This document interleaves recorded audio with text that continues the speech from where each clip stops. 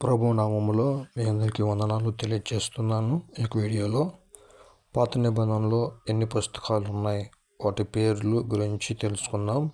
పాత నిబంధన గ్రంథంలో 39 పుస్తకాలు ఉన్నాయి.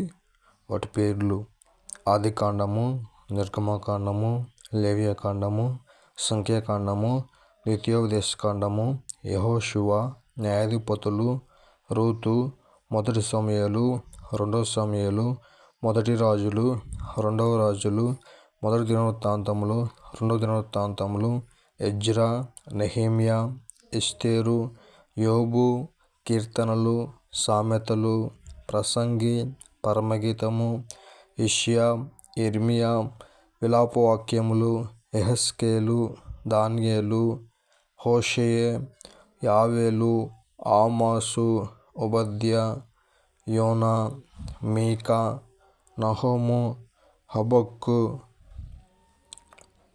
జెఫన్యా, హగ్గాయి, జెకర్యా, మలాకి. ఈ విధముగా బైబిల్ గ్రంథంలో, పాత నిబంధన గ్రంథంలో 39 పేర్లు ఉన్నట్లు మనం దేవుని లేఖనాల్లో చూస్తూ ఉన్నాము. ఇక 39 పుస్తకాల్లో దేవుడు అనేకమైన కార్యములు చేసినట్లు చూస్తూ ఉన్నాము. కాబట్టి దేవుడి కొన్ని మాటలను మన ఇంట్లో దీవించి ఆశీర్వదించిన